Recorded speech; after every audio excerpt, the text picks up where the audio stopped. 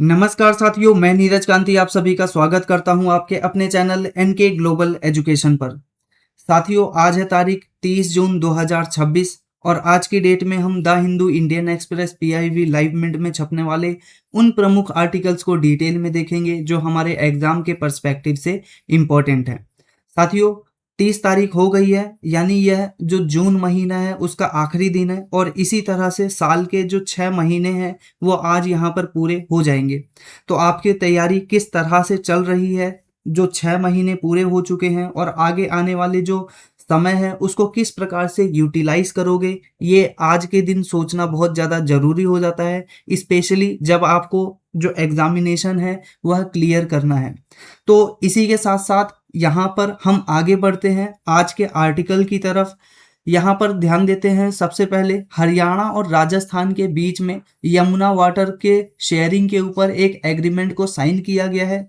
साथियों, ये जो एग्रीमेंट है वो सबसे पहले 1994 में लेकर आया गया था, लेकिन आप देख रहे हो लगभग 3 दशक बीत गए, इस एग्रीमेंट के ऊपर कोई हस्ताक्षर नहीं हुआ था। और आज फाइनली यानी कल फाइनली क्या हुआ है कि इसके ऊपर एग्रीमेंट हुआ है और हरियाणा और राजस्थान दोनों ने ही यमुना वाटर का जो एक प्रकार से वाटर है उसके डिस्ट्रीब्यूशन को लेकर एक ट्रीटी कर ली है। तो यहाँ पर और भी चीज़ों को डिटेल में देखेंगे और इसी के साथ अपना जो सेकंड आर्टिकल है वह वीवी राम जी से संबंधित है। बेसिकली आप यहाँ पर देख रहे हो कि बहुत सारे जो स्टेट है, इवन जो बीजेपी लेड स्टेट हैं जो कि अभी सेंट्रल गवर्नमेंट में हैं, वो भी क्या कर रही हैं, कई स्टेट क्या कर रहे हैं, इस रूरल एम्प्लॉयमेंट जो गारंटी स्कीम है उसका विरोध कर रहे हैं। अब इसका विरोध के पीछे कारण क्या है अभी हम डिटेल में देखेंगे। इसी के साथ साथ यहाँ पर जो अगला आर्टिकल है वो आप यहाँ पर देख सकते हो कि इंडियन रेलवे के माध्यम से एक ऐप लॉन्च किया गया जिसके माध्यम से जो ट्रेन है उसकी पंक्चुअलिटी को और उसकी जो डिले है उसको यहाँ पर मॉनिटर किया जा सकता है और इसी के साथ साथ इससे संबंधित प्लानिंग भी बनाई जाती है। इसके अंदर एक स्पेशल मैकेनिज्म के थ्रू जिसके अंदर यहाँ पर दिया गया है कि आप इसका एक क्या है एआई जनरेटेड स्ट्रक्चर तैयार कर सकते हो और उसको प्रिंट भी कर सकते हो कि किस प्रकार से आगे की रणनीति होनी चाहिए। तो ये रेल का ऐप है जो कि क्या है, जो हमारे स्टेशन मास्टर्स होते हैं उन सभी के मोबाइल्स में ये होगा ताकि वो जो ट्रेन की डीले है, पंक्चुअलिटी है, उन सभी को और अच्छे से मॉनिटर कर पाएँ और उसको रेगुलेट कर पाएँ। इसी के साथ जो हमारा अगला आर्टिकल है वो इंडियन आर्मी के द्वारा बेसिकली यहाँ पर जो बाज बटालियन है उसका फॉर्मेशन किया गया है। अब ये बाज बटालियन क्या है और इसका सिग्निफिकेंस क्या होगा इंडियन आर्मी में, इसको हम यहाँ पर डिटेल में देखेंगे। इसी के साथ साथ यहाँ पर अगला आर्टिकल हमें देखने को मिलेगा कि जो गवर्नमेंट है उसने NIIF के अंतर्गत लगभग 30,000 करोड़ रुपए का जो सैंक्शन है, मंजूरी है, वो प्रदान कर दी है। तो इंडिया का जो इंफ्रास्ट्रक्चर है उसके अंदर एक बड़ा बूस्ट नजर आएगा इसके बाद। इसके साथ साथ ही जो हमारा अगला आर्टिकल है वो आप यहाँ पर देख रहे हो कि जो गृह मंत्री हैं अमित शाह, उनके माध्यम से गुजरात के अंदर PM फैमिली केयर ट्रैकर जो स्कीम है, एक ऐप है, ठीक है, मोबाइल ऐप है, उसका बेसिकली यहाँ पर इनॉग्रेशन किया गया, उसकी शुरुआत की गई, जो कि बेसिकली यहाँ पर ध्यान देगा डिजिटल एक प्रकार का प्लेटफॉर्म है जो कि मॉनिटर करेगा जो मैटरनल हेल्थ है और चाइल्ड हेल्थ है उसको, ठीक है। तो ये सारे जो चीजें हैं इनको हम यहाँ पर डिटेल में देखेंगे और डिटेल में देखने के साथ साथ यहाँ पर इससे संबंधित कुछ क्वेश्चंस भी होंगे लास्ट में, आप उन क्वेश्चंस को भी जरूर देखिएगा। तो यहाँ पर हम सबसे पहले बात कर लेते हैं राजस्थान और हरियाणा के अंदर हमें यहाँ पर देखने को मिलता है कि एक मेमोरेंडम ऑफ अंडरस्टैंडिंग साइन किया गया 29 जून 2026 को। यह बेसिकली जो अपर यमुना रिवर बोर्ड है, ठीक है, उसके माध्यम से यहाँ पर ये जो ट्रीटी है वो तैयार की गई है। इसी के साथ साथ यहाँ पर हमें देखने को मिलता है कि ये जो ट्रीटी है या फिर अपर यमुना बोर्ड है इसका निर्माण हमें 1994 में देखने को मिलता है और 1994 के बाद आज यहाँ पर इसके जो एग्रीमेंट है उसके ऊपर साइन हमें देखने को मिल रहा है। इसके अंदर साइन क्या किया गया है, अब यहाँ पर क्या होगा, जो राजस्थान हरियाणा है वह क्या करेगा, राजस्थान को हर साल 580 मिलियन क्यूबिक मीटर जो वाटर है यमुना रिवर का वो उसको प्रदान करेगा। और यहाँ पर ये जो पूरा प्रोग्राम है और ये पूरा का पूरा स्ट्रक्चर है उसकी देखरेख करने वाली मिनिस्ट्री है, इसका नाम यहाँ पर ध्यान रखिएगा।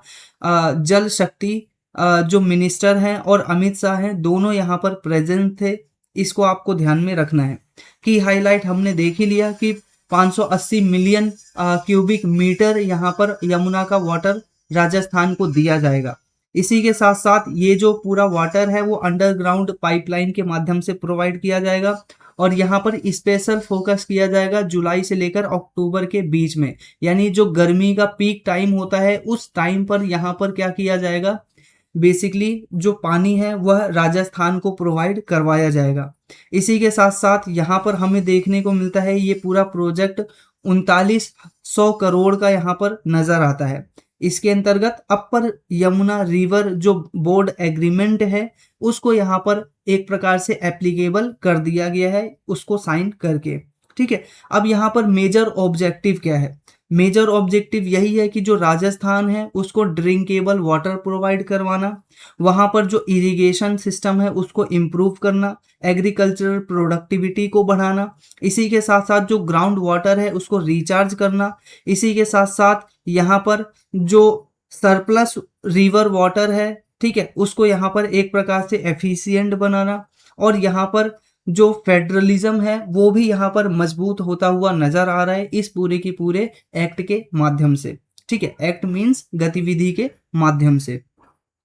अब हम यहाँ पर आगे देखते हैं कि इसके की बेनिफिट क्या है। तो सबसे पहले ड्रिंकेबल वाटर प्रोवाइड किया जाएगा कहाँ कहाँ पर, सीकर के अंदर, चूरू, राजस्थान, झुंझुनू और इसी के साथ साथ भिवानी और फतेहाबाद, इन सभी इलाकों में यमुना रिवर का पानी दिया जाएगा।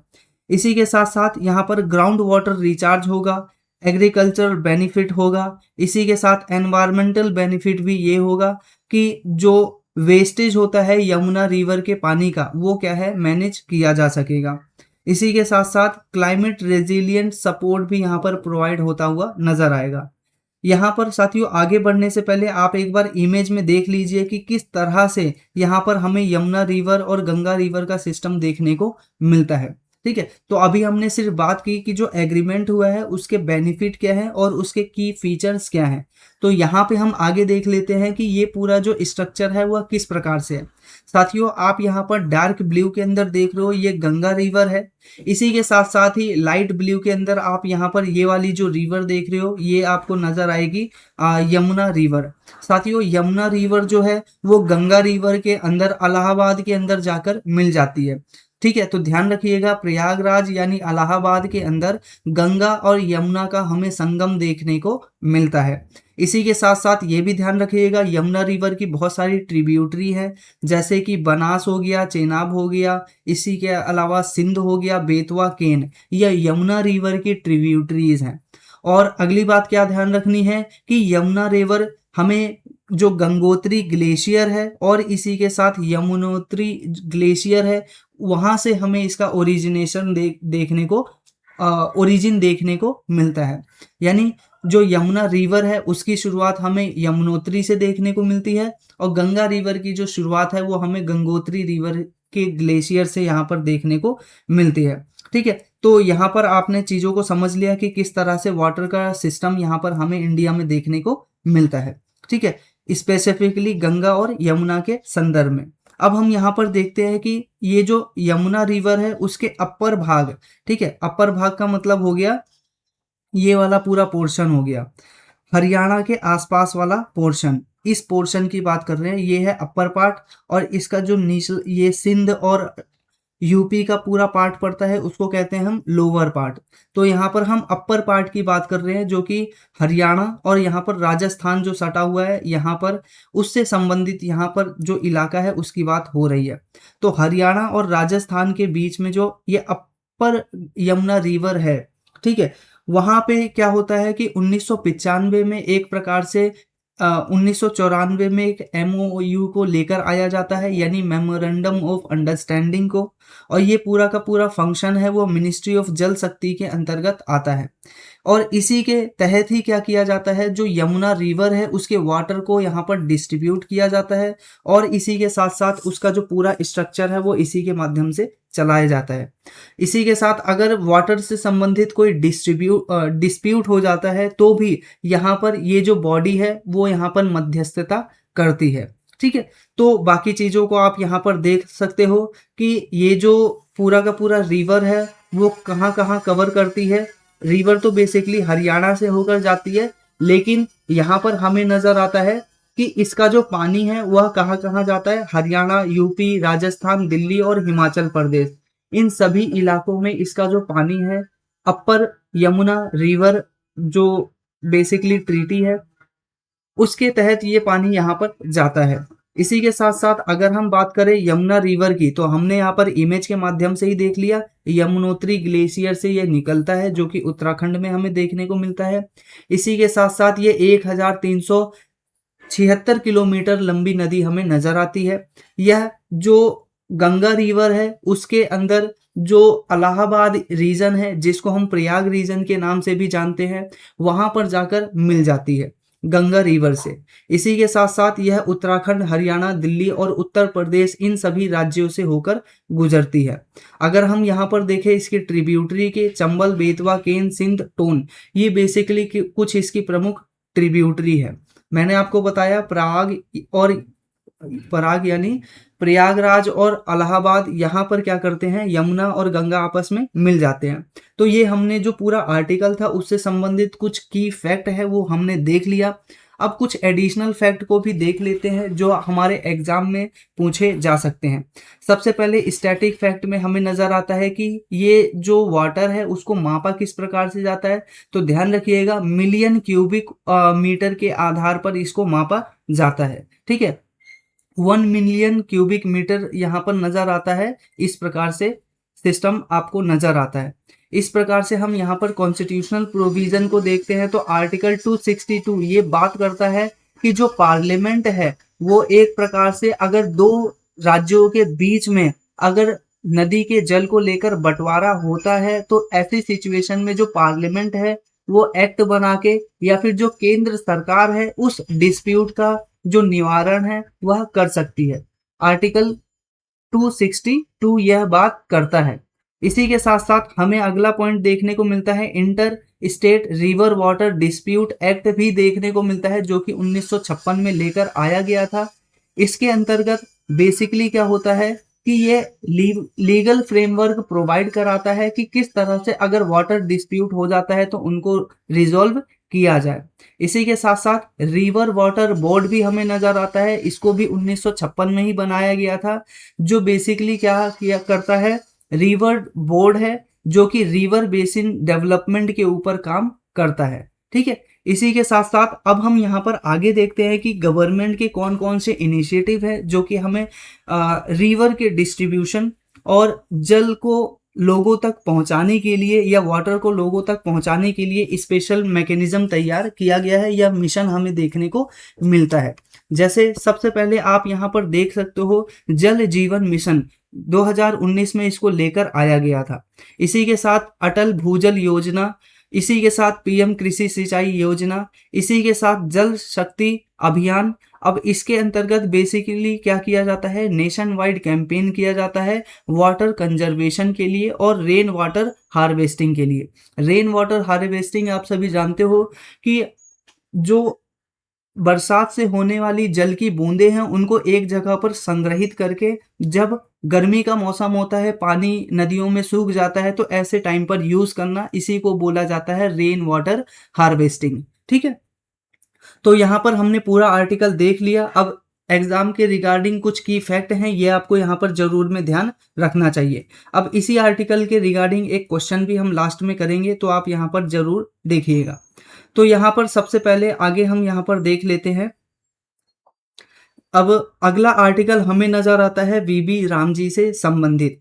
साथियों, यहाँ पर बात हो रही है कि जो स्टेट है बहुत सारे वो अपोज कर रहे हैं कि ये जो नया रूरल एम्प्लॉयमेंट स्कीम लेकर आया गया है मनरेगा के स्थान पर वीबी रामजी को, उसको हमें क्या है हटाना चाहिए और पुराना जो मनरेगा है यानी Mahatma Gandhi national rural employment guarantee act, उसको क्या है दोबारा से क्या है इस्टेब्लिश्ड करना चाहिए, ऐसा यहाँ पर लोगों का सजेशन है। अब इसके तहत हमें यहाँ पर क्या देखने को मिलता है कि मध्य प्रदेश हो गया, बिहार, राजस्थान, झारखंड हो गया, ये सभी इसका अपोज कर रहे हैं। ठीक है, यहाँ पर इनके अपोज करने का बहुत सारे प्रमुख कारण हैं। पहला कारण तो ये नजर आ रहा है कि इसमें पहले जो मनरेगा होता था उसके अंदर 100 दिन का रोजगार मिलता था, और यहाँ पर जो रोजगार है वो गारंटीड मिला करता था। अगर आपको रोजगार नहीं मिला है तो सरकार आपको भत्ता दिया करती थी, एक बात। लेकिन अब क्या है, जो दिन है उसको बढ़ा दिया है, वीबी राम जी के तहत 125 दिन कर दिया गया है। लेकिन यहाँ पर असली बात, यहाँ पर पेच ये फंस रहा है कि जो गवर्नमेंट है अब वो बाउंड नहीं है कि लोगों को रोजगार दे या ना दे। ठीक है, अब ऐसे में अगर किसी को रोजगार नहीं मिलता है तो वो कोई भत्ता प्राप्त नहीं कर सकता है अलग से। तो ये इसका विरोध इस वजह से जो राज्य सरकार है वो कर रही है। इसके और भी दूसरा विरोध करने का प्रमुख कारण ये है कि पहले क्या होता था, जो राज्य सरकार है वो मनरेगा के तहत 10% का शेयर दिया करती थी अपने खजाने से। लेकिन अब ये जो नया एक्ट लेकर आया गया है उसके तहत जो राज्य सरकार है उसको अपना जो खजाना है उससे 40% एक्सपेंड करना पड़ेगा इस स्कीम के तहत। 60% केंद्र सरकार और यहाँ पर 40% राज्य सरकार। पहले क्या होता था, 90% केंद्र सरकार देती थी, 10% जो राज्य सरकार है वह दिया करती थी। तो इससे क्या है, जो स्टेट गवर्नमेंट है उसके ऊपर बर्डन बढ़ता हुआ नजर आ रहा है, इंक्रीज द फाइनेंशियल बर्डन, इस वजह से इसका विरोध किया जा रहा है। इसी के साथ साथ और विरोध के क्या कारण है कि पहले क्या होता था, डिमांड ड्रिवन स्कीम हुआ करती थी। ठीक है, डिमांड ड्रिवन का मतलब है कि अगर आपको काम नहीं है और अगर आप काम मांगते हो तो आपको काम मिलेगा ही। लेकिन अब क्या है, सप्लाई ड्रिवन मैकेनिज्म को यहाँ पर अपना लिया है, सप्लाई ड्रिवन मॉडल को यहाँ पर अपना लिया गया है। यहाँ पर गवर्नमेंट डिसाइड करेगी कि हमारे पास काम है तो हम आपको काम देंगे, अगर हमारे पास काम नहीं है तो हम आपको काम नहीं देंगे। ये बेसिक फैक्ट यहाँ पर हमें नजर आ रहा है। ठीक है, इसी के साथ साथ यहाँ पर हमें नजर आ रहा है reduce legal guarantee. Reduce legal guarantee का मतलब है, मैंने आपको पहले बताया कि मनरेगा के तहत यहाँ पर एक आपका लीगल राइट था कि आप अपनी जो सरकार है उससे बेसिकली क्या कर सकते हो, इस स्कीम के तहत काम मांग सकते हो। ठीक है, नहीं मिलेगा काम तो आपको भत्ता मिलेगा। लेकिन अब यहाँ पर इस पोर्शन को खत्म कर दिया गया है। ठीक है, ये बोला है कि गवर्नमेंट के पास अगर कोई स्कीम चल रही है तो आपको मिलेगा, नहीं मिलेगा तो इसका मतलब क्या है, स्कीम अभी गवर्नमेंट का कोई काम नहीं चल रहा है। इसी के साथ साथ ग्रेटर एडमिनिस्ट्रेटिव रिस्पॉन्सिबिलिटी की भी यहाँ पर हमें कमी नजर आ रही है। ठीक है, यहाँ पर जो रिस्पॉन्सिबिलिटी हुआ करती थी सरकार की जो लोग हैं उनको रोजगार प्रोवाइड कराने के प्रति, वो बेसिकली कम होता हुआ नजर आ रहा है, और जो स्टेट गवर्नमेंट है उसके ऊपर फाइनेंशियल बर्डन बढ़ता हुआ नजर आ रहा है। साथियों, यहाँ पर हमें की डिफरेंस याद रखना जरूरी है कि वीवी राम जी में और यहाँ पर मनरेगा में डिफरेंस क्या है। तो सबसे पहले हमें नजर आता है कि मनरेगा को 2005 में मनरेगा एक्ट के माध्यम से लाया गया था। ये डिमांड ड्रिवन प्रोग्राम है, इसमें लीगल गारंटी प्रोवाइड की गई है, 100 दिन का यहाँ पर रोजगार मिलता है, और इसी के साथ साथ यहाँ पर जो सेंटर है वो 90% जो पूरा का पूरा खर्च है वो वहन करती थी, राज्य सरकारें सिर्फ 10% किया करती थी। लेकिन अब वीबी राम जी में क्या है, नया स्कीम लेके आ गए हैं जिसमें हम सप्लाई ड्रिवन प्रोग्राम देख रहे हैं, बजट बेस एलोकेशन देख रहे हैं, 125 दिन कर दिए हैं। लेकिन स्टेट गवर्नमेंट है उसके ऊपर बर्डन बढ़ा दिया गया है, 40% का जो बजट है वो उनको देना पड़ता है। ठीक है, अब यहाँ पर ऑब्जेक्टिव क्या है वीवी राम जी की, तो यहाँ पर मैं आपके लिए एक इन्फोग्राफिक चार्ट भी लेकर आया था वीबी राम जी में, और यहाँ पर जो मनरेगा है उन दोनों में अंतर क्या है, तो आप यहाँ पर देख सकते हो। ये सारे जो अंतर है वो मैंने आपको बता दिए। ठीक है, तो यहाँ पर आप सबसे इंपॉर्टेंट बात ये समझ सकते हो, ये पहले क्या था, जुडिशियल राइट था, और ये बेसिकली क्या है, सिंपल एक क्या है स्कीम है, इसका कोई जुडिशियल राइट नहीं है। ठीक है, इसी के साथ साथ यहाँ पर सीजनल पॉज यहाँ पर नहीं हुआ करता था, लेकिन यहाँ पर अब बोला जा रहा है कि आपको सीजनल पॉज भी मिलेगा, यानी जिस महीने आप जो हमारी पंचायतें होती हैं, जो हमारा वर्किंग स्ट्रक्चर होता है, अगर उस सीजन में अगर आप आते हो काम मांगने तो आपको काम नहीं भी मिल सकता है। ठीक है, इसी के साथ साथ यहाँ पर आप देख सकते हो एड दिया जाता था 15 दिन का। ठीक है, 15 आपको क्या किया जाता था, जो मैंडेट वेज है वो दिया जाता था, लेकिन अब ये वाला जो स्कीम है वो हटा दिया गया है। ठीक है, तो ये बेसिकली क्या है, स्कीम इस प्रकार से नजर आ रही है। अब वीबी राम जी को लाने का बेसिक उद्देश्य ये था कि रूरल एम्प्लॉयमेंट को और ज़्यादा इम्प्रूव किया जाए, उसके अंदर जो एक प्रकार से भ्रष्टाचार हो रहा है उसको कम किया जाए, लाइवलीहुड की सिक्योरिटी को बनाए रखने के लिए इसको कंटिन्यू रखा गया, और इसी के साथ ड्यूरेबल और रूरल एसेट को डेवलप करने के लिए इसका निर्माण किया गया था, और सस्टेनेबल और जो इंफ्रास्ट्रक्चर रूरल एरियाज के अंदर उनको डेवलप करने के लिए इसका बेसिक उद्देश्य हमें नजर आता है। देखो, पहले मनरेगा के अंदर जो काम हुआ करते थे वो हमें नदियां खोदना, तालाब खोदना, बावड़ी बनाना, प्लांट लगाना, बांध बनाना, इस प्रकार के छोटे मोटे एक प्रकार से काम देखने को मिलते थे। और ये काम क्या हुआ करते थे, एक प्रकार से सीजनल हुआ करते थे, और उसमें भी आपको पैसा मिला करता था। लेकिन यहाँ पर अब क्या लेकर आया गया है कि अब क्या है, आपको सिर्फ और सिर्फ जब कोई गवर्नमेंट का इंफ्रास्ट्रक्चर प्रोजेक्ट आएगा, ठीक है, रूरल एरिया को डेवलप करने के लिए, तभी ये बेसिकली क्या करेगा, आपको काम देगा।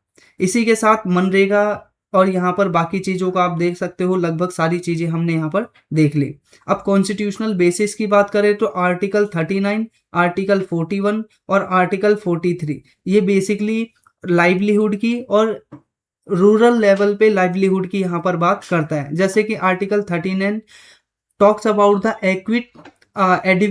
Adequate means of livelihood for all citizens. इसी के साथ ही आर्टिकल 41 बात करता है यहाँ पर right to work, educational and public assistance. इसी के साथ आर्टिकल 43 यहाँ पर बात करता है promotion of decent standard of living for rural works. तो इस प्रकार से पूरा स्ट्रक्चर हमें यहाँ पर कॉन्स्टिट्यूशनल बेस पर नजर आता है।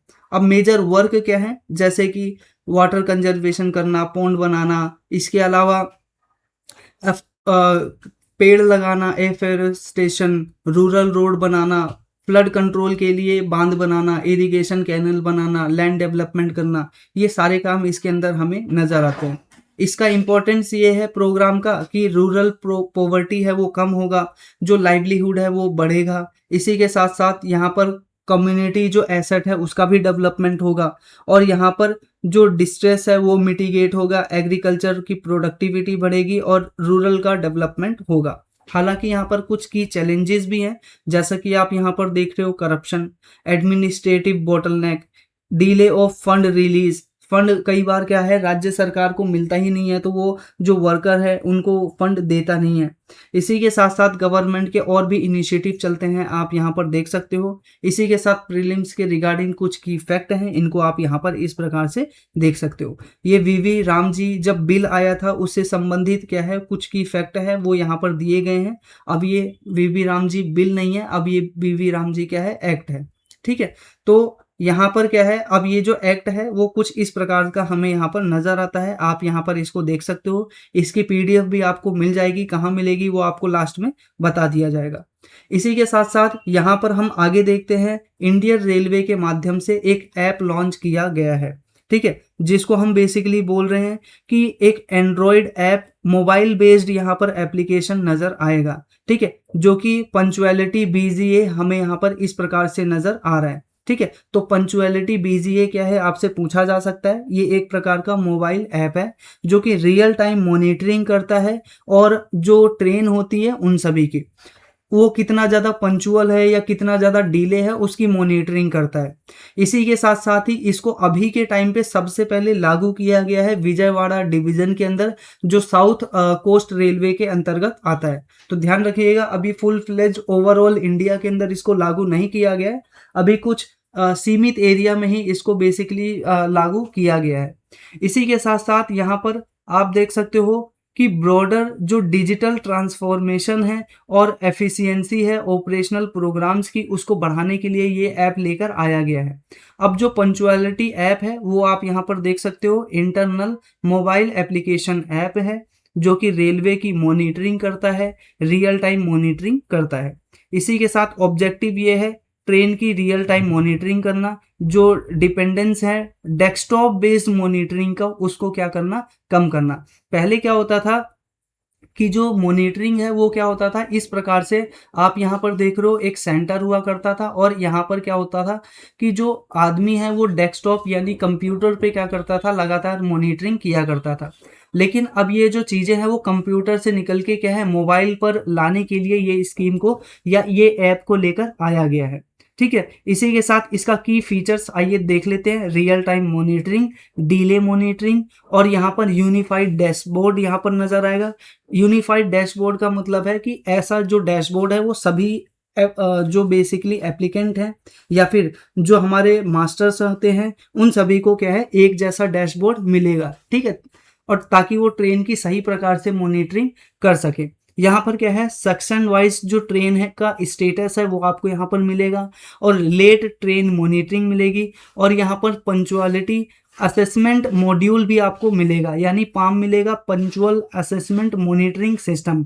इसका बेसिक मतलब क्या है कि आपको वहाँ पर एआई जनरेटेड सिस्टम भी बता देगा कि कौन सी ट्रेन कितनी लेट है और बाकी चीज़ें।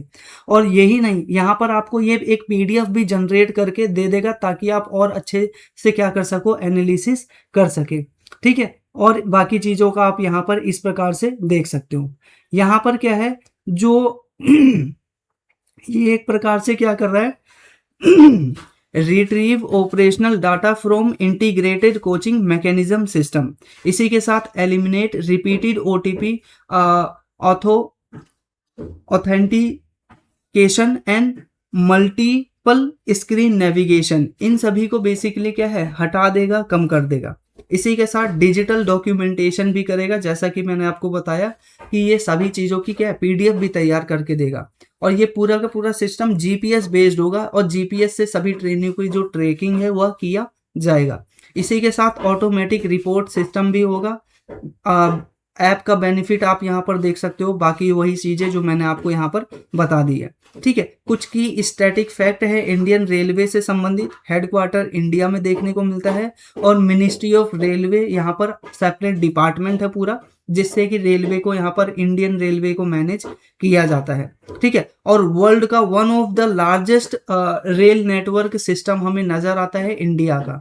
इसी के साथ कुछ की फैक्ट और भी है, जैसे कि आपका अगर पूरा रूट लेंथ के आधार पर देखोगे तो 68,000 किलोमीटर और ओवर 2 करोड़ लोग हर रोज यहाँ पर क्या है रेल से लोग सफर करते हैं। इसी के साथ वर्ल्ड का लार्जेस्ट एक प्रकार से रेल नेटवर्क सिस्टम है इंडिया का, 18 जोन के अंदर डिवाइडेड है और 70 सब डिवीजन इसके अंदर हमें नजर आते हैं। ठीक है, तो ये कुछ डिजिटल इनिशिएटिव है जो रेलवे से संबंधित हमें नजर आते हैं, जैसे कि रेल मदद, यूएसटी ऑन मोबाइल, रेल दृष्टि, कवच सिस्टम बेसिकली अभी अभी इंडिजेनियसली इसको यहाँ पर डेवलप किया गया है, जिसको माध्यम से जो ट्रेन के कोलिजन है यानी ट्रेन की जो टकराहट है उसको रोकने के लिए यहाँ पर स्पेशली इसको तैयार किया गया है। इसी के साथ साथ यहाँ पर नेशनल रेल प्लान 2030 भी लेकर आया गया है, जिसके अंतर्गत long term strategy for capacity enhancement programme यहाँ पर हम देख रहे हैं। इसके अंतर्गत हम ये कह रहे हैं कि 2030 तक हमारा जो रेल नेटवर्क है उसको फुली क्या कर देंगे, डिजिटलाइज्ड कर देंगे। और ये जो डिजिटल ऐप लेकर आया गया है ये उसी का ही एक पार्ट हमें नजर आता है। ठीक है, तो ये पूरा का पूरा जो आर्टिकल था उससे संबंधित कुछ की फैक्ट है, आप यहाँ पर इस प्रकार से देख सकते हैं। अब हम बात करते हैं अपने नेक्स्ट आर्टिकल की तरफ, वो है इंडियन आर्मी से संबंधित।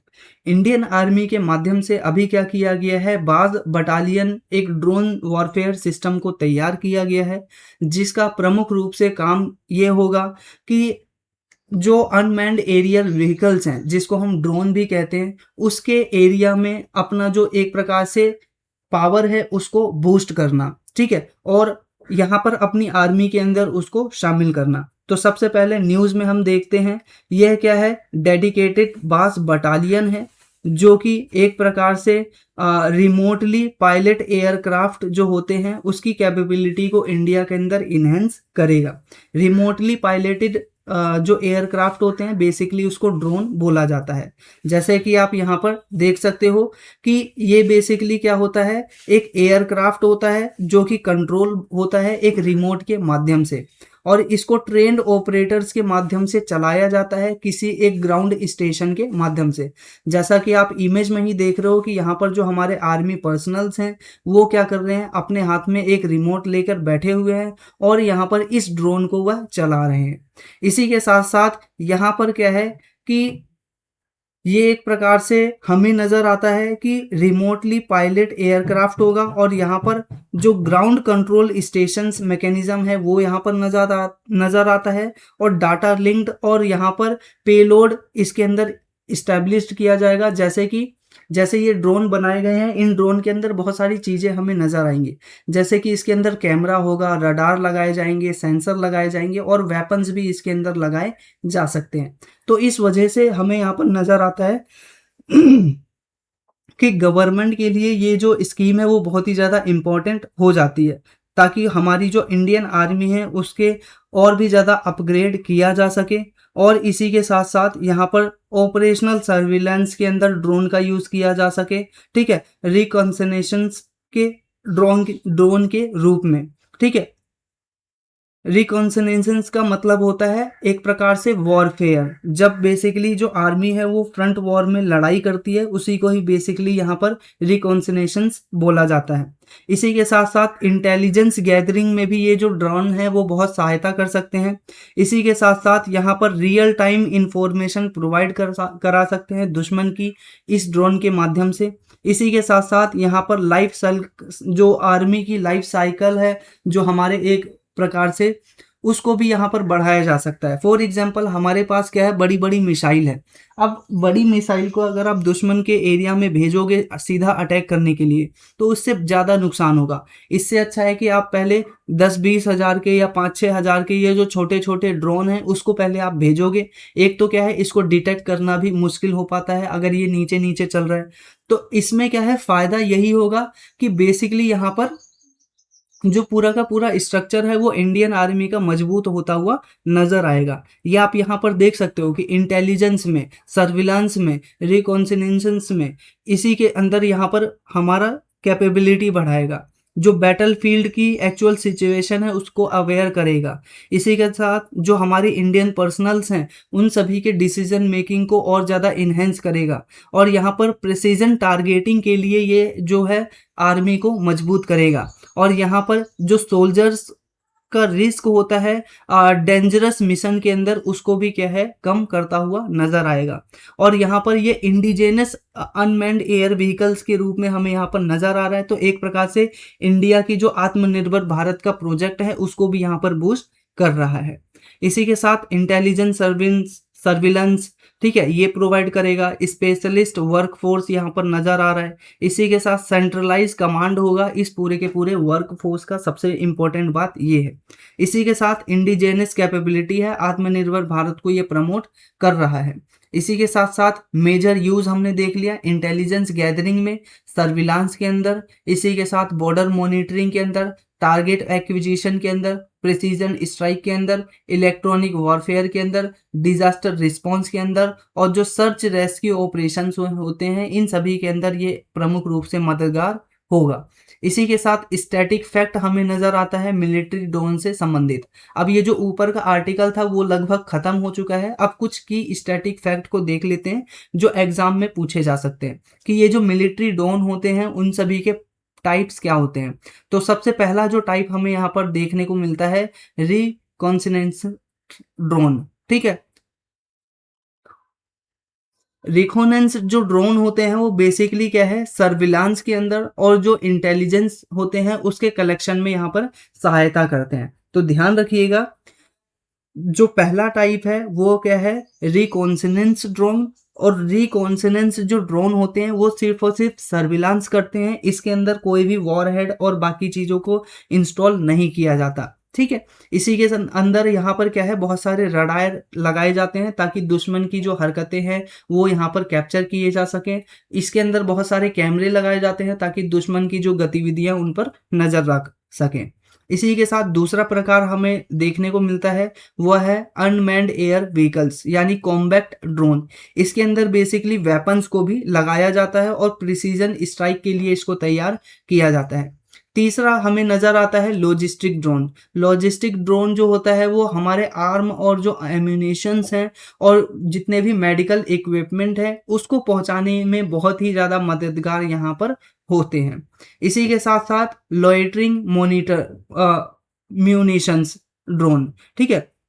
अब यहाँ पर लॉइटरिंग, आप यहाँ पर एक शब्द देख रहे हो, इसका बेसिकली मतलब क्या होता है, भ्रमण करना। और भ्रमण आप सभी समझते हो कि किसी एक जगह पर भिनभिनाना, ठीक है। जब हमारे ये जो ड्रोन है किसी एक पर्टिकुलर स्थान पर इस तरह से घूमते रहते हैं तो उसको बेसिकली क्या बोला जाता है, लॉइटरिंग मॉनिटरिंग जो एक प्रकार से ड्रोन है वो बोला जाता है।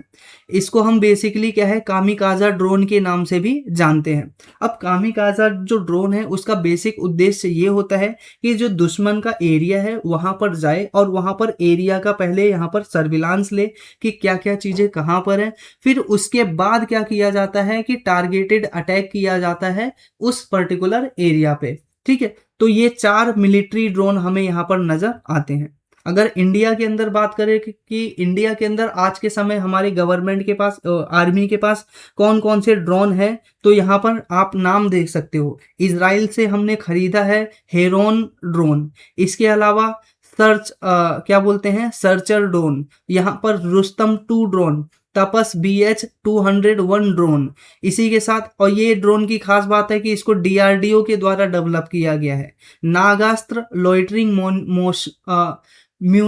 म्यूनिशन ड्रोन, ठीक है। तो नागास्त्र लॉइटरिंग म्यूनिशन ड्रोन यहाँ पर हमें नजर आता है। इसके अलावा आर्चर NG ड्रोन और यहाँ पर स्विफ्ट ड्रोन जिसका फुल फॉर्म है stealth wing flying test bed. Basically इसकी सबसे बड़ी कैपेबिलिटी ये है कि यह स्टेल्थ है, और स्टेल्थ का मतलब आप सभी जानते हो कि ऐसे स्ट्रक्चर या ऐसे इक्विपमेंट जिसको क्या है, दुश्मन की जो रडार है वो भी पकड़ नहीं सकती है। तो इस वजह से स्विफ्ट जो ड्रोन है वो इंडियन आर्मी के लिए बहुत ही ज़्यादा ज़रूरी हो जाती है। अब बात करते हैं इंडिया के द्वारा इंडिजेनसली कौन कौन से जो ड्रोन है वो डेवलप किए गए हैं। तो तपस BH-201, आर्चर NG, और इसी के अलावा घातक UCAV, और इसी के साथ स्विफ्ट डेमोन्स्ट्रेटर। यहाँ पर ये कुछ प्रमुख ड्रोन हैं जो कि खुद इंडिया के द्वारा डेवलप किए गए हैं। इसका सिग्निफिकेंस आप समझ सकते हो कि इंडिया का जो बॉर्डर सिक्योरिटी है, इंडिया का सर्विलेंस सिस्टम है, इंडिया का प्रिसीजन स्ट्राइक कैपेबिलिटी है, इंडिया का नेटवर्क सेंट्रिक वॉरफेयर है, और भी बहुत सारी जो चीज़ें हैं वो क्या है, मजबूत होती हुई नजर आएंगी। हालांकि कुछ चैलेंजेस भी हैं। मैंने आपको बताया हमारे पास स्टेल्थ ड्रोन भी हैं लेकिन वो संख्या में कम है। इसी वजह से हमें यहाँ पर नज़र आता है कि इनका इलेक्ट्रॉनिक जैमिंग भी किया जा सकता है और यहाँ पर GPS स्पूफिंग भी किया जा सकता है।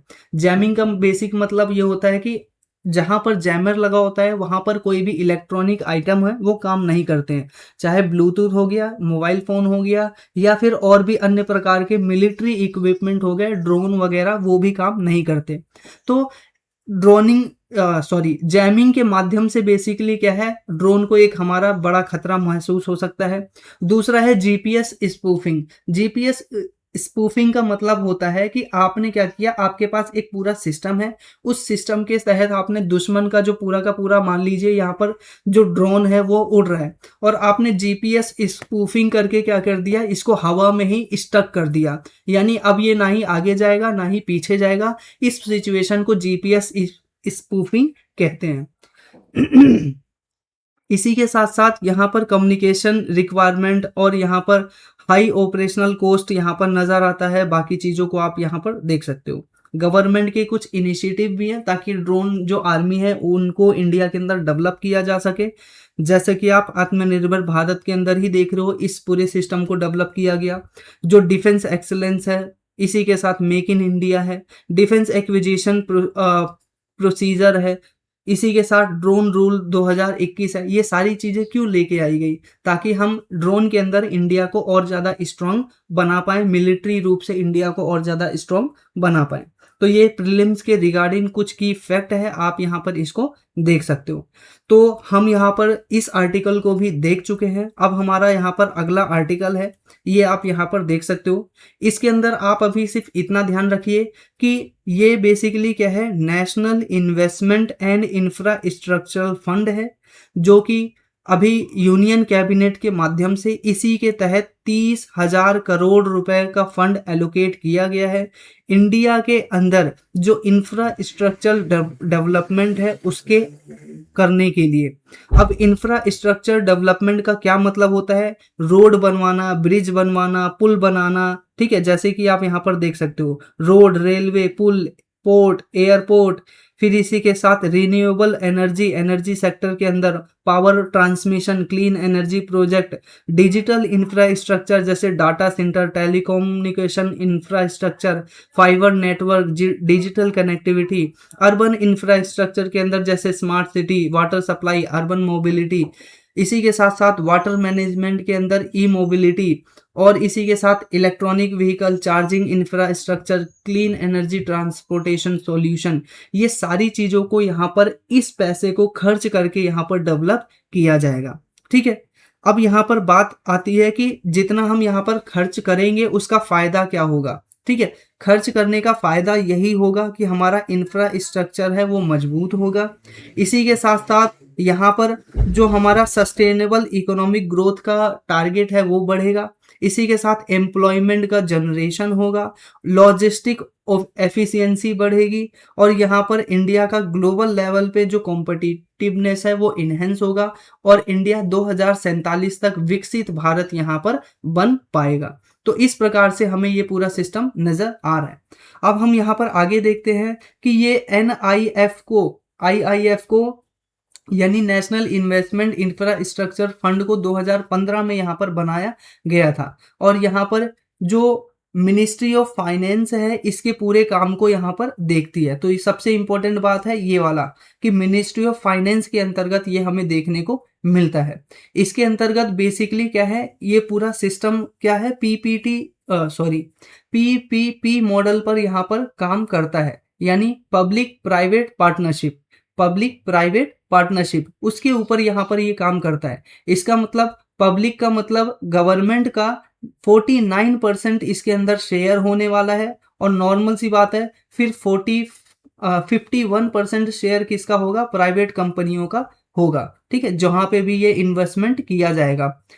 अब इसी के साथ साथ ये आप देख सकते हो कि इसके भी टाइप होते हैं, जैसे कि यहाँ पर मास्टर फंड बेसिकली क्या है, कोर इंफ्रास्ट्रक्चर को डेवलपमेंट को करने के लिए यहाँ पर क्या है, मास्टर फंड होता है। इसी के साथ साथ फंड ऑफ फंड बेसिकली यहाँ पर क्या होता है, स्पेसिफिक सेक्टर को फोकस करके जब प्राइवेट एंटिटीज एक प्रकार से फंड करती हैं तो उसको हम बोलते हैं फंड ऑफ फंड। इसी के साथ साथ यहाँ पर स्ट्रैटेजिक अपॉर्चुनिटीज फंड बेसिकली ऐसे सेक्टर को बोला जाता है जब हम बियॉन्ड ट्रेडिशनल इंफ्रास्ट्रक्चर पर फोकस करते हैं। फॉर एग्जाम्पल, आप एक प्रकार से साइबर हब डेवलप कर रहे हो, आप एक प्रकार से एक प्रकार से आप यहाँ पर जो डाटा सेंटर बना रहे हो। ठीक है, जब ऐसे प्रोजेक्ट के ऊपर खर्च किया जाता है तो इसको हम यहाँ पर इस कैटेगरी के अंदर शामिल करते हैं। ठीक है, तो ये बेसिकली पूरे के पूरे प्रोजेक्ट का सेकंड फेज यहाँ पर नजर आता है। पहला जो फेज है वो 2015 से चल रहा था, अभी दूसरा फेज 2026 से स्टार्ट हो चुका है। ठीक है, इसी के साथ साथ यहाँ पर हम देख रहे हैं कि ये जो दूसरा फेज है इसके ऊपर transportation, energy, digital infrastructure, urban infrastructure और ई मोबिलिटी, इन सभी के ऊपर ज़्यादा फोकस किया जाएगा। मेजर ग्लोबल जो इन्वेस्टर्स हैं वो अब यहाँ पर आप देख सकते हो कि कौन कौन सी कंपनियों ने इस प्रोजेक्ट के अंदर शामिल किया गया है। गवर्नमेंट के और भी इनिशिएटिव हैं इसके तहत, जैसे कि नेशनल इंफ्रास्ट्रक्चर पाइपलाइन प्रोजेक्ट यानी NIIF के तहत ही ये सारे काम किए गए हैं। PM गति शक्ति नेशनल मास्टर प्लान इसी के तहत चल रहा है। National monetisation pipeline project, MEI make in India project, विकसित भारत 2047 और नेशनल लॉजिस्टिक पॉलिसी, इन सभी को इम्प्रूवमेंट मिलेगी इस पूरी स्कीम के तहत। इसके आप यहाँ पर प्रॉफिट देख सकते हो और यहाँ पर इसके लॉस और या फिर चैलेंजेस भी देख सकते हो। ठीक है, इसी के साथ साथ यहाँ पर कुछ प्रीलिम्स के रिगार्डिंग की फैक्ट है, आप भी इसको यहाँ पर देख सकते हो। जैसे कि अगर हम यहाँ पर प्रॉफिट की बात करें तो ये एक प्रकार से इकोनॉमिक प्रोडक्टिविटी को बढ़ाएगा, जो लॉजिस्टिक कॉस्ट है वो घटाएगा, इंडस्ट्रियल ग्रोथ बढ़ाएगा, डिजिटल इकोनॉमी को बढ़ाएगा, एम्प्लॉयमेंट का जनरेशन करेगा, जो प्राइवेट का इन्वेस्टमेंट है वो और ज़्यादा बढ़ाएगा और सस्टेनेबल अर्बनाइजेशन को प्रमोट करेगा। इसी के साथ चैलेंज के रूप में अगर आप देखना चाहोगे तो भाई हमारे देश में क्या होता है कि प्रोजेक्ट तो बहुत सारे लॉन्च हो जाते हैं लेकिन उसका ऊपर काम नहीं किया जाता, ये एक प्रमुख प्रॉब्लम है। इसी के साथ साथ यहाँ पर लैंड एक्विजिशन दूसरी प्रॉब्लम है, क्योंकि हमारे पास ज़मीनें बहुत कम हैं। अब ऐसे में आप नए प्रोजेक्ट को लॉन्च करने के लिए ज़मीन कहाँ से लाओगे। दूसरा है रेगुलेटरी डिलेज, इसी के साथ हाई कैपिटल रिक्वायरमेंट और इसी के साथ प्रोजेक्ट एग्जीक्यूशन रिस्क और ग्लोबल इकोनॉमिक अनसर्टेनिटीज, ये सभी प्रमुख कारण हैं इस प्रोजेक्ट के सामने। ठीक है, तो हमने यहाँ पर वो आर्टिकल भी देख लिया। अब ये अपना लास्ट आर्टिकल नजर आ रहा है और ये अपना छठा आर्टिकल है। आज की डेट में हमने 6 आर्टिकल पूरे कवर कर लिए हैं। तो यहाँ पर नजर आ रहा है फैमिली केयर, यहाँ पर ट्रैकर सिस्टम यहाँ पर लॉन्च किया गया है गुजरात के अंदर अमित शाह के माध्यम से, जिसके ऊपर यहाँ पर हम देख रहे हैं कि एक प्रकार का डिजिटल प्लेटफॉर्म होगा। डिजिटल प्लेटफॉर्म के अंदर मॉनिटरिंग किया जाएगा। क्या मॉनिटर किया जाएगा? जो मैटरनल हेल्थ है और जो चाइल्ड हेल्थ है उसको। ठीक है, ये स्कीम है, बस आपको इतना ध्यान रखना है। अब हम यहाँ पर बात करते हैं ऑब्जेक्टिव की। ऑब्जेक्टिव ये है कि आप जो मैटरनल हेल्थ है यानी जो मातृत्व का हेल्थ है वो बढ़ाना और जो चाइल्ड हेल्थ केयर सिस्टम है उसको स्ट्रेंथन करना, बढ़ाना। इसी के साथ साथ जो न्यूट्रिशनल है मॉनिटरिंग है वो करना, यानी कौन सा जो लोग है यानी जो जो इसके अंदर बेसिकली प्रेग्नेंट वुमेन और जो इन्फेंट चाइल्ड है वो सभी इसके अंदर शामिल है, उनकी सेहत कैसी है उसको मॉनिटरिंग करने के लिए ऐप हमें देखने को मिलता है। इसी के साथ साथ टाइमली इम्यूनाइजेशन के लिए भी ये एक प्रकार से क्या करता है, फोकस करता है। फॉर एग्जांपल आप डॉक्टर के पास गए, कोई गर्भवती महिला, अब उसकी time to time mobile app के माध्यम से ट्रैकिंग की जाएगी और जैसे ही पता चला कि उसको इस पर्टिकुलर न्यूट्रिशन की या आयरन या फिर और भी अन्य प्रकार के विटामिन सप्लीमेंट की ज़रूरत है तो वो उसको टाइमली प्रोवाइड किया जा सकता है। इसी के साथ साथ real time beneficiary tracking system, government welfare scheme और इसी के साथ reduce maternal and infant mortality rate in India, यानी जो मोर्टेलिटी रेट है इन्फेंट की यानी छोटे नवजात बच्चों की, उनकी यहाँ पर संख्या कम होती हुई नजर आएगी। इसी के साथ preventive health care system India का मजबूत होता हुआ नजर आएगा। अब यहाँ पर मेन बात आती है कि ये सारी चीजें की कैसे जाएंगी। तो सबसे पहले एक ऐप होगा, उस ऐप के अंदर सारा का सारा डाटा होगा जिससे क्या है रियल टाइम मॉनिटरिंग की जाएगी। आप जैसे ही डॉक्टर के पास गए, डॉक्टर ने आपकी जांच की और जांच करने के साथ ही आपका जो डाटा है वो डिजिटल डिवाइस में भी सेव हो जाएगा। इसी के साथ साथ मैटरनल जो हेल्थ है उसकी मॉनिटरिंग की जा सकती है। ठीक है, इसी के साथ साथ यहाँ पर आप देख सकते हो चाइल्ड जो हेल्थ है उसकी ट्रैकिंग की जा सकती है। इसी के साथ इम्यूनाइजेशन अलर्ट भी दिया जा सकता है कि ब्लड या फिर पूरे शरीर के अंदर इस पर्टिकुलर चीज़ की लॉस हो रहा है और इसको ठीक करने के लिए ये पर्टिकुलर आप चीज़ कर सकते हो।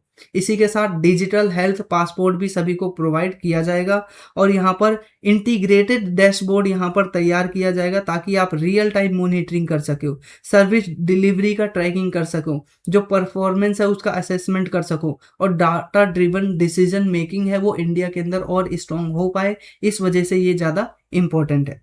अब यहाँ पर किन किन लोगों के लिए ये स्कीम लेकर आई गई है ये भी ज़्यादा जानना जरूरी है। तो सबसे पहले प्रेग्नेंट वुमेन्स के लिए, लैक्टिंग जो मदर्स हैं उनके लिए, यानी जो कुपोषित या फिर एक दूसरे संदर्भ में कह सकते हो महिलाएं जो कमजोर हैं, न्यूबॉर्न जो बेबीज हैं उनके लिए, यानी इन्फेंट जो चाइल्ड होते हैं उन सभी के लिए, नवजात शिशुओं के लिए ये स्कीम हमें नज़र आ रही है।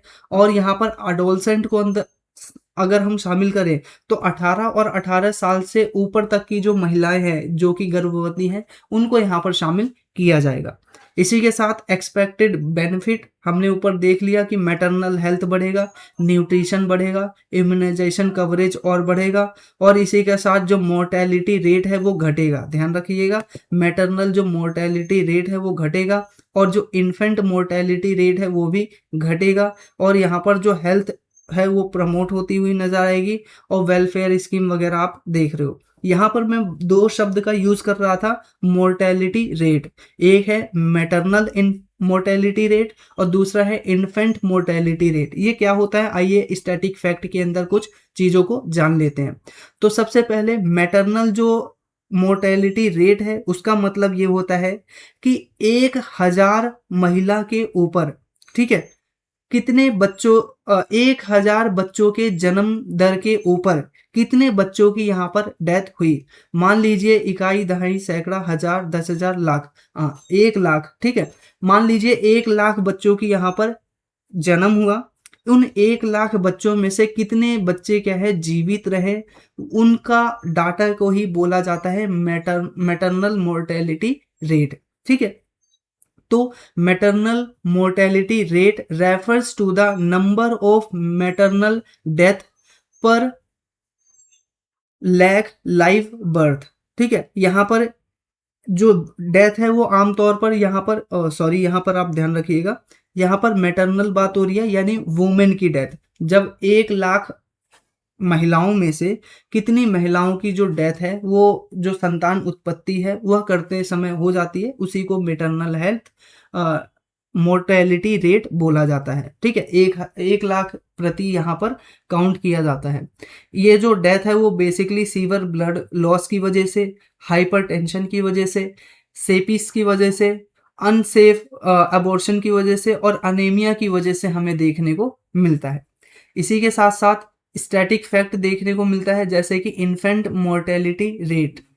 इसी के साथ infant mortality rate is number of death infant below 1 year age of age per 1,000 lives, ठीक है। अब यहाँ पर बोला जा रहा है कि इन्फेंट मोर्टेलिटी रेट उसको कहते हैं कि 1000 में से जितने बच्चों ने जन्म लिया उनमें से कितने बच्चे जीवित रहे, उसी रेट को बेसिकली इन्फेंट मोर्टेलिटी रेट बोला जाता है, ठीक है। अब यहाँ पर ये जो डेथ होती है बच्चों की वो क्यों हो जाती है, प्री मैच्योर बर्थ, ठीक है, एक कारण। दूसरा लो बर्थ वेट, और इसी के अलावा निमोनिया, डायरिया और माल न्यूट्रिशन, ये प्रमुख कारण हैं जिसकी वजह से जो इन्फेंट बच्चे हैं उनकी मौत हमें यहाँ पर बहुत बड़े पैमाने पर देखने को मिलती है। इसी के साथ साथ ये आप देख सकते हो गवर्नमेंट के द्वारा ये जो दोनों सिचुएशन है इसको ख़त्म करने के लिए यूनिवर्सल इम्यूनाइजेशन प्रोग्राम यहाँ पर चलाती है। 1985 में इसको सबसे पहले ministry of health and family welfare के माध्यम से चलाया गया था ताकि देश के अंदर जो मोर्टेलिटी रेट है इन्फेंट का और दूसरा जो मदर है उन दोनों का उसको कम किया जा सके, ठीक है। इसके अंदर बहुत सारी डिजीज को कवर किया जा सकता है, आप यहाँ पर देख सकते हो। इसी के साथ गवर्नमेंट के और भी इनिशिएटिव हैं, ठीक है, जैसे कि पोषण अभियान, अनीमिया मुक्त भारत, प्रधानमंत्री मातृत्व वंदन योजना, फिर जननी सुरक्षा योजना, जननी शिशु सुरक्षा योजना, ठीक है, कार्यक्रम। तो ये कुछ प्रमुख रूप से हमें स्कीम नजर आती है जो गवर्नमेंट पहले से ही चला रही है। इसका सिग्निफिकेंस क्या है, नॉर्मल सी वही सिग्निफिकेंस होगा कि child mortality rate, infant mortality rate और इसी के साथ साथ जो मदर है उनका मोर्टेलिटी रेट वो कम हो पाएगा। ई गवर्नेंस और डिजिटल सिस्टम डेवलप कर पाएंगे हेल्थ केयर से संबंधित, हेल्थ केयर बढ़ता हुआ नजर आएगा। इसी के साथ बाकी चीज़ों को आप यहाँ पर देख सकते हो। चैलेंजेस के रूप में आप यहाँ पर देख सकते हो कि डाटा प्राइवेसी का एक कंसर्न है, साइबर सिक्योरिटी का एक कंसर्न है कि कोई हम ऐप के अंदर ये पूरा डाटा डाल रहे हैं लेकिन इस डाटे को कोई चुरा भी सकता है, ठीक है। तो साइबर थ्रेट भी हमें यहाँ पर इससे रिगार्डिंग देखने को मिलते हैं, ठीक है। तो ये बेसिकली पूरा का पूरा आर्टिकल इस प्रकार से हमें नजर आता है। साथियों ध्यान रखिएगा ये हमने सभी आर्टिकल देख लिए हैं। अब इन सभी आर्टिकल के रिगार्डिंग एक एक प्रश्न है, आप यहाँ पर जरूर देखिएगा। ठीक है, तो यहाँ पर जो पहला आर्टिकल है वो यहाँ पर क्या बोल रहा है आप यहाँ पर देख सकते हो। पहला क्वेश्चन है वो यहाँ पर क्या बोल रहा है आप यहाँ पर देख सकते हो। ठीक है, यहाँ पर क्या है, बहुत सारे क्वेश्चंस के आंसर पहले ही इसमें आ गए हैं तो उसको मिटा भी दिया जाता है। ठीक है, तो ये आप जो पूरा का पूरा वीडियो है उसको पॉज करके आंसर दे सकते हो। ये है क्वेश्चन नंबर 1, ये है क्वेश्चन नंबर 2। इन दोनों का आंसर कमेंट बॉक्स में आप दीजिए। कोशिश कीजिए कि अभी अभी हमने आकर आर्टिकल पढ़ा है तो आप इसका आंसर बहुत अच्छे से आसानी से दे सकते हैं। ठीक है, तो यहाँ पर आता है अपना तीसरा आर्टिकल, और तीसरा आर्टिकल आपको यहाँ पर नजर आता है ये वाला। वीडियो पॉज कीजिएगा, पढ़िएगा और आंसर दीजिएगा। ये है अपना चौथा क्वेश्चन। इसी के साथ साथ यहाँ पर हम आगे देखते हैं।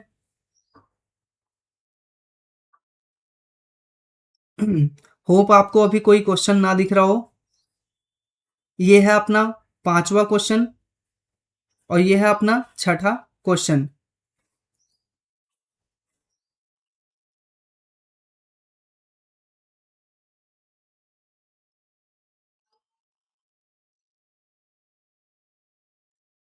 तो ये सारे क्वेश्चन भी आपने यहाँ पर देख लिए। कमेंट बॉक्स में इसका आंसर कीजिएगा और इसका जो आंसर है वो आपको अपना जो टेलीग्राम चैनल है उसके ऊपर मिल जाएगा। टेलीग्राम चैनल पे ये जो आप पीडीएफ देख रहे थे इसको भी जाकर डाउनलोड कर सकते हो। टेलीग्राम आईडी है एनके ग्लोबल एजुकेशन। ये टेलीग्राम आईडी पर जाकर आप ये जो पीडीएफ है फ्री ऑफ कॉस्ट डाउनलोड कर सकते हैं। एक बात। दूसरी बात, करंट अफेयर के वन स्टॉप सॉल्यूशन के रूप में हमारा एक ग्रुप चलता है 499 में। आप इसको लाइफ टाइम सब्सक्रिप्शन के रूप में देख सकते हो। एक बार आपने ग्रुप ज्वाइन किया तो आपको दोबारा पेमेंट करने की ज़रूरत नहीं पड़ेगी। और यहाँ पर आपको डेली बेस पर करंट अफेयर, वीकली बेस पर करंट अफेयर, मंथली बेस पर मैगजीन के फॉर्म में करंट अफेयर और इसी के साथ पूरे साल भर का करंट अफेयर सिर्फ और सिर्फ एक ही स्थान पर मिलेगा। ठीक है, इस ग्रुप से ज्वाइन करने के लिए आप यहाँ पर जो व्हाट्सएप नंबर दिया है उसके ऊपर कांटेक्ट कर सकते हो, उसके ऊपर आप मैसेज कर सकते हैं। ठीक है, तो ये हो गया अपना इंफॉर्मेशन। इसी के साथ आप यहाँ पर मंथली मैगजीन को देख सकते हो कि इस प्रकार सा अपना मंथली मैगजीन रहने वाला है। इसी के साथ साथ ही ये पूरा इंडियन पॉलिटी का पूरे साल भर का करंट अफेयर प्रोग्राम भी यहाँ पर आप देख सकते हो सब्जेक्ट वाइज। जैसे कि ये इंडियन पॉलिटी का मैगजीन है, ये इंटरनेशनल रिलेशन का मैगजीन है, इसी के साथ हिस्ट्री का मैगजीन, हिस्ट्री के साथ साथ या आर्ट एंड कल्चर का मैगजीन। बाकी सभी चीज़ों को आप यहाँ पर एक बार इस प्रकार से देख सकते हैं। ठीक है, इसी तरह से हम यहाँ पर आगे देखते हैं। साथियों, ये जो पूरी मैगजीन आप यहाँ पर देख रहे हो, history, geography, polity, economics, environment, सभी मैगजीन आपको मिलेगी इसके अंतर्गत पूरे साल भर के करंट अफेयर के साथ। जिसमें आप यहाँ पर देख रहे हो यूपी पीसीएस का भी एग्जाम आने वाला है, 6 दिसंबर को है। तो उसमें आप यहाँ पर उसकी प्रिपरेशन के लिए आपके लिए ये बहुत ही ज़्यादा मददगार होगा, जिसमें आपको पूरे साल भर का करंट अफेयर आपको सब्जेक्ट वाइज यहाँ पर मिलेगा। तो ग्रुप से ज्वाइन होने के लिए सिंपल सा आप ये जो फ़ोन नंबर दिया, व्हाट्सअप नंबर दिया गया है, इसके ऊपर ज़रूर कांटेक्ट कीजिएगा। इसी के साथ मुझे उम्मीद है आपको यह जो वीडियो है वो ज़रूर पसंद आई होगी। अगर वीडियो पसंद आई है तो वीडियो को लाइक कर लीजिए, चैनल को सब्सक्राइब कर लीजिए रेगुलर बेस पर इसी तरह से वीडियो देखने के लिए। इसी के साथ साथियों मिलते हैं आपसे नेक्स्ट वीडियो में, तब तक के लिए नमस्कार।